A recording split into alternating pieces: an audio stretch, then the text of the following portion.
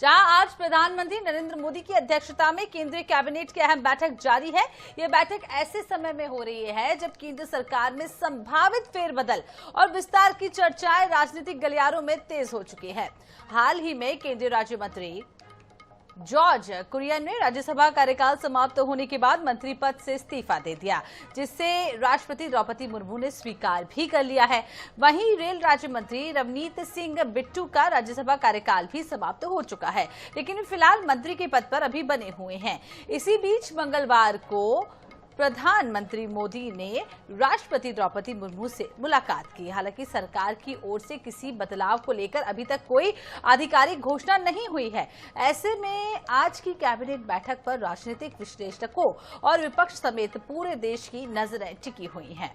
तो बेहद महत्वपूर्ण ये बैठक मानी जा रही है। फेरबदल की अटकलें लगातार चल रही हैं। मुलाकात के बाद फेरबदल हो सकता है मंत्रिमंडल में, इसको लेकर भी चर्चाएं हो रही है। संभावित बदलावों पर सभी की नजरें टिकी हुई हैं। कैबिनेट बैठक से अब अहम फैसलों की उम्मीद भी है। राजनीतिक गलियारों में इसको लेकर अटकलें लगातार तेज हो रही हैं।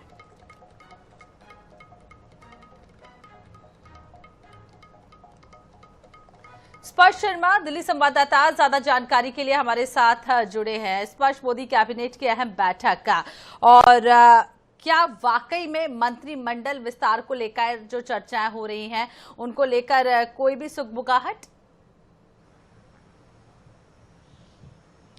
देखिए, आज अगर बात करें मोदी कैबिनेट की बैठक इस वक्त चल रही है और काफी महत्वपूर्ण बैठक है, जिसमें देश से जुड़े हुए कई जो अहम मसले हैं उन पर जो मोहर लगने की संभावना है। अलग अलग सेक्टर्स की बात की जाए, चाहे वो कृषि से जुड़े हुए सेक्टर की बात की जाए, मैन्युफैक्चरिंग या फिर उद्योग से जुड़े हुए सेक्टर्स की बात की जाए, ऐसे तमाम सेक्टर्स है जिनको लेकर कई अहम फैसले जो है वो कैबिनेट ले सकती है।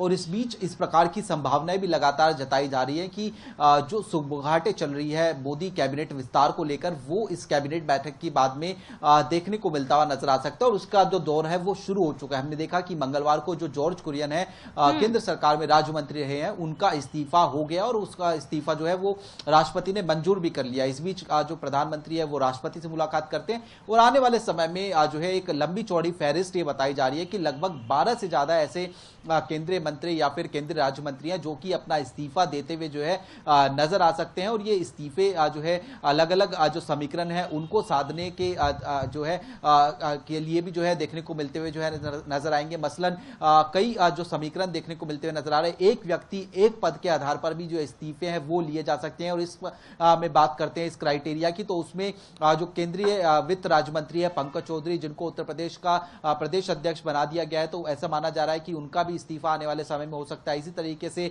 जो रवनीत सिंह बिट्टू है वो राज्यसभा में जो है चुनकर आए थे, लेकिन उनका कार्यकाल जो है 21 जून को पूरा हो चुका है। तो वो भी जो है रेल मंत्रालय में जो है राज्य मंत्री के तौर पर जो है पद संभालते हैं, तो उनका भी इस्तीफा जो है ये माना जा रहा है कि होता हुआ नजर आ सकता है। इसी तरीके से बात करते हैं तो दिल्ली बीजेपी के अध्यक्ष जो बना दिए गए हैं हर्ष मल्होत्रा, वो भी जो है सड़क परिवहन जो मंत्रालय है उसमें जो है बतौर वित्त राज्य मंत्री के तौर पर जो है पदभार संभाल रहे थे, लेकिन उनको भी एक पद मिल गया है। तो ऐसा माना जा रहा है कि उनकी भी छुट्टी जो है वो मोदी कैबिनेट से होती हुई जो है नजर आ सकती है। कुल मिलाकर अभी अगर हम बात करते हैं 71 के आसपास जो कैबिनेट मंत्री हैं वो देखने को मिलते हुए नजर आ सकते हैं। और आने वाले समय में अगर बात करते हैं इस्तीफों के बाद में ये संख्या जो है बढ़ती हुई भी नजर आ सकती है। करीब 81 के आसपास जो कैबिनेट में सदस्य है वो पहुंच सकते हैं। और उसमें जिस प्रकार से हमने देखा कि पिछले दिनों जो पार्टियां टूटकर एनडीए खेमे में शामिल होती हुई नजर आई थी, खासतौर पर आम आदमी पार्टी के कई सारे जो सांसद थे, हमने देखा कि राघव चड्ढा या फिर अन्य सांसदों की बात की जाए, क्या उनको जगह मिलती हुई नजर आएगी? इसी तरीके से टीएमसी का एक खेमा है, शिवसेना उद्धव गुट का एक खेमा है, क्या इनको जगह मिलती हुई जो है नजर आएगी? या फिर किस क्राइटेरिया के आधार पर जो मंत्रिमंडल विस्तार है वो होता हुआ जो है नजर आ सकता है? ऐसे तमाम जो संभावनाएं हैं वो फिलहाल बनी हुई है कि आने वाले समय में जल्द मोदी जो कैबिनेट है उसमें फेरबदल देखने को मिलता हुआ नजर आएगा। स्पष्ट ये भी जान लेंगे, विपक्ष भी इस बैठक पर लगातार नजरें बनाए हुए है, तो विपक्ष के उसमें देखें तो क्या कुछ लगता है, क्या विपक्ष इसको लेकर चर्चाएं कर रहा है, उसमें कितना जो है घबराहट है, कौन मंत्री बनेगा? क्योंकि विपक्ष कहीं ना कहीं बहुत घबराया हुआ है, क्योंकि अन्य दल भी अब आ रहे हैं। और देखिए, निश्चित तौर पर अगर हम बात करें, तमाम देश भर की निगाहें, विपक्ष की निगाहें कहीं ना कहीं जो है बनी हुई है, क्योंकि खास तौर पर हमने देखा कि जो विपक्षी खेमा हुआ करता था एक समय में, आम आदमी पार्टी के हमने देखा कि राज्यसभा सांसद में एक बड़ी टूट देखने को मिलती नजर आई। 7 के करीब जो सांसद है वो जो है एनडीए के खेमे में चले गए। इसी तरीके से टीएमसी में भी एक बड़ी टूट देखने को मिलती हुई नजर आई।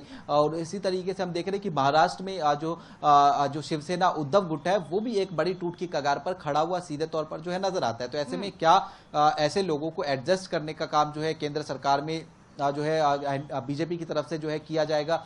इसके अलावा क्या क्राइटेरिया रह सकते हैं?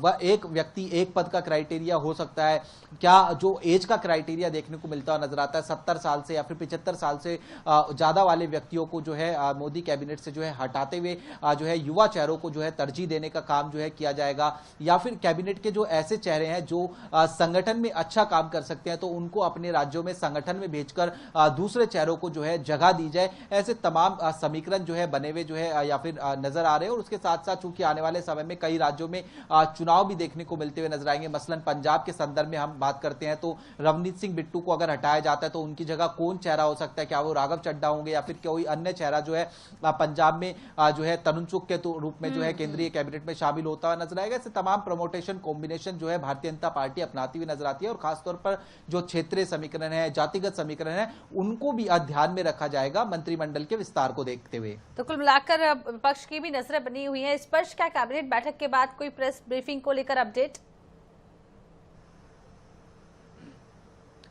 देखिए, अमूमन जब कैबिनेट बैठक होती है तो उसके बाद में 3 बजे दिल्ली में मीडिया सेंटर है, वहां पर प्रेस कॉन्फ्रेंस की जाती है। अलग अलग केंद्रीय मंत्रियों की ड्यूटी लगाई जाती है। इस बार ये माना जा रहा है कि केंद्रीय मंत्री अश्वनी वैष्णव जो है वो जो है शाम को 3 बजे प्रेस कॉन्फ्रेंस करेंगे और कैबिनेट के जो अप्रूव हुए हैं एजेंडे उनको लेकर जो है जानकारी देते हुए नजर आएंगे। जी, तो कुल मिलाकर 3 बजे प्रेस कॉन्फ्रेंस हो सकती है और देखना होगा कि क्या कुछ अब इस बैठक से निकलकर सामने आता है। बहुत बहुत शुक्रिया स्पर्श तमाम जानकारी देने के लिए आपका। और हम आपको बता दें, मोदी कैबिनेट की बैठक लगातार जारी है। मंत्रिमंडल में फेरबदल को लेकर चर्चाएं तेज है और सबसे बड़ी बात यही है कि अलग खेमे से जो लोग अब भारतीय जनता पार्टी में शामिल हुए हैं उन्हें क्या जगह मिलती है और क्या कुछ अब इसको लेकर सामने आता है। इंतजार है।